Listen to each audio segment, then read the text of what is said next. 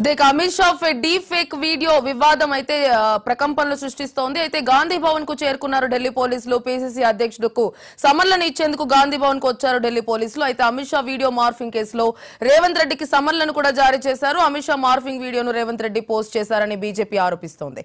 ఇదే అంశానికి సంబంధించి పూర్తి డీటెయిల్స్ మా స్పెషల్ కరెస్పాండెంట్ శ్రీకాంత్ అందిస్తారు. శ్రీకాంత్, చెప్పండి, మరికొద్ది సేపట్లో పార్లమెంట్ ఎలక్షన్స్ రానున్న నేపథ్యంలో తెలంగాణలో ఈ వివాదం Amit Shah deep fake video వివాదం అయితే ప్రకంపనలు సృష్టిస్తోంది. అయితే కేవలం బీజేపీ ఆరోపణలు బేస్ చేసుకొని సీఎం రేవంత్ రెడ్డికి నోటీసులు కూడా జారీ చేయడం జరిగింది ఢిల్లీ పోలీసులు. ఈ వివాదం మొత్తాన్ని మనం ఎలా అర్థం చేసుకోవచ్చు అంటారు?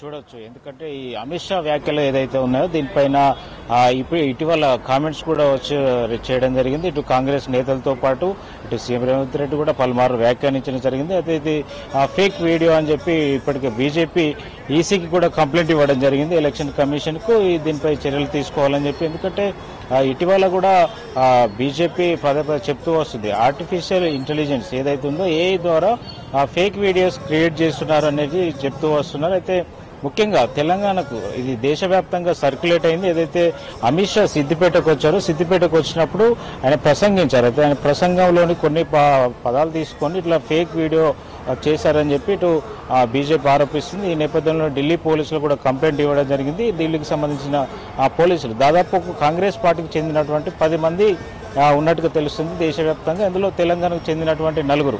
ముఖ్యంగా చూసుకున్నట్టే ఈరోజు ఇక్కడ సీఎం రేవంత్ రెడ్డి మెయిన్గా దీనిపై కామెంట్ చేస్తూ వస్తున్నారు. ఎందుకంటే బీజేపీ వస్తే రిజర్వేషన్లు రద్దు అవుతాయి, 400 సీట్లు ఇస్తే ఆలోచించుకోవాలని చెప్పి ఇటీవల పదే వ్యాఖ్యలు చేస్తున్న నేపథ్యంలో రేవంత్ రెడ్డి ఇక్కడ పీసీసీ హోదా ఉన్న నేపథ్యంలో గాంధీ భవన్కు నోటీసులు తీసుకొచ్చారు. ముఖ్యంగా చూసుకుంటే సోషల్ మీడియాకు చెందినటువంటి మన్నే సతీష్, నవీన్, శివకుమార్, తస్లీంలకు ఈ ఢిల్లీ పోలీసులు నోటీసు ఇచ్చి వెళ్ళారు. అయితే ముఖ్యంగా వివాదం నెలకొన్నది మాత్రం అమిత్ షా ఏదైతే మాట్లాడారో దాన్ని వక్రీకరించి ప్రజల్లోకి తప్పుదోవ పట్టించే విధంగా వైరల్ చేశారు. వీడియోలు సోషల్ మీడియా అకౌంట్లో కావచ్చు, ఇటు ఫేస్బుక్ కావచ్చు, ఎక్స్ అకౌంట్లో కావచ్చు, దీన్ని వైరల్ చేయడం జరిగింది. ఎవరైతే కంటెంట్స్ చేసే క్యాండిడేట్స్ కూడా దీన్ని వాళ్ళ అఫీషియల్ అకౌంట్లో పోస్ట్ చేయడం జరిగింది. ఇటు పీసీసీ అధ్యక్షుడు సీఎం రేవంత్ రెడ్డి అకౌంట్స్ నుండి పోస్ట్ చేయడం జరిగింది. అయితే దీని మీద ఇది వాస్తవాల అవాస్తవాల తెలుసుకోకుండా బాధ్యతాయుతమైన ఒక జాతీయ పార్టీకి సంబంధించింది కాబట్టి ఇట్లాంటివి చేయడం కరెక్ట్ కాదని చెప్పి ఇటు భావించినట్టుగా తెలుస్తుంది. ఈ నేపథ్యంలోనే ఇటు సీఎం రేవంత్ రెడ్డికి డైరెక్ట్ నోటీసు ఇచ్చినట్టుగా మనకి ఇక్కడ పేర్కొనలేదు. కేవలం ఈ సోషల్ మీడియాలో ఆయన రెస్పాన్సిబిలిటీ పర్సన్ కాబట్టి ఇది తెలంగాణకు పీసీసీ అధ్యక్షుడు ఉన్నారు కాబట్టి ఈ నేపథ్యంలోనే పీసీసీ ఎవరైతే కాంగ్రెస్ పార్టీకి సోషల్ మీడియాగా పనిచేస్తున్నారో కీలకమైన 4 మాత్రం ఇవి నోటీసులు ఇచ్చినట్టు తెలిసింది. మే 1న అటెండ్ కావాలి విచారణకని కూడా ఢిల్లీ పోలీసులు తెలపడం జరిగింది. అయితే సీఎం రేవంత్ రెడ్డి బాధితులుగా ఉన్నారు కాబట్టి రెస్పాన్సిబుల్, ఎందుకంటే అవే కామెంట్స్ బేస్ చేసుకొని రేవంత్ రెడ్డి ఇటీవల ప్రతి మీటింగ్లో వ్యాఖ్యానిస్తూ వస్తున్నారు. ఖచ్చితంగా బీజేపీ వస్తే 400 సీట్లు వస్తే రిజర్వేషన్లు రద్దు అవుతాయని చెప్పి ఆయన పదే వ్యాఖ్యలు చేస్తున్న నేపథ్యంలో ఇది ప్రజల్లోకి బలంగా వెళ్ళిందని చెప్పొచ్చు.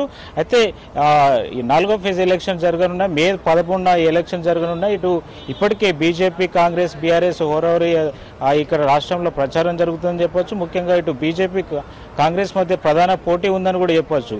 ఇప్పటికే రేవంత్ రెడ్డి కూడా చెప్తున్నాడు, ఇటు కేవలం దేవుడి పేరుతోటి బీజేపీ ప్రచారం చేస్తుందని ఆయన కూడా చెప్పడం జరిగింది.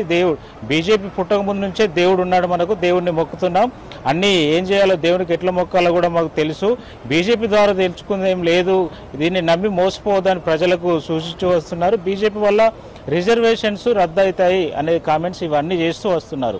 అయితే ముఖ్యంగా ఇటు బీజేపీ ఆరోపిస్తుంది కేవలం కాంగ్రెస్ ఏంటంటే వక్రీకరిస్తుంది, ముఖ్యంగా అసత్య ప్రచారాలకు పూనుకుంటుంది, ఎట్లాగైనా విజయం సాధించాలనే ఒక దురుద్దేశంతో ఈ ఫేక్ ప్రచారాలు చేస్తుందని ఇటు బీజేపీ ఆరోపిస్తుంది.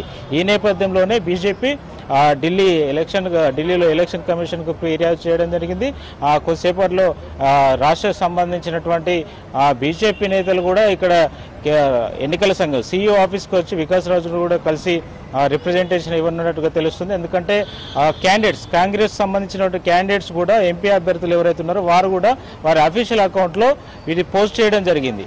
అంటే ఇది వైరల్ అయింది. దాదాపు మేజర్ కొన్ని కమ్యూనిటీస్ను ఇది ఇబ్బంది పెట్టే విధంగా ఉన్నది కాబట్టి ఇది ఆ తప్పుదోవ పట్టించిన అవుతుంది. కానీ ఈసీ ఎలాంటి రెస్పాండ్ అవుతుందో కూడా ఇక్కడ వేచి చూడాల్సింది. మొత్తానికైతే ఇటు ఢిల్లీ పోలీసులు అయితే ఇటు ఇన్ఫర్మేషన్ యాక్ట్ ఏదైతే ఉంటుందో దాని ప్రకారం ఆ సెక్షన్ ప్రకారం ఆ కేసు నమోదు చేయడం జరిగింది. అందులో అనుగుణంగా ఆ సెక్షన్స్ ప్రకారం ఆ నోటీసులు కూడా జారీ చేయడం జరిగింది. మే 1న అటెండ్ కావాలని వారు స్పష్టం చేయడం జరిగింది. గాంధీ భవన్లో సంబంధించిన నోటీసులు ఇచ్చారు Tripura. Right Srikanth, thank you.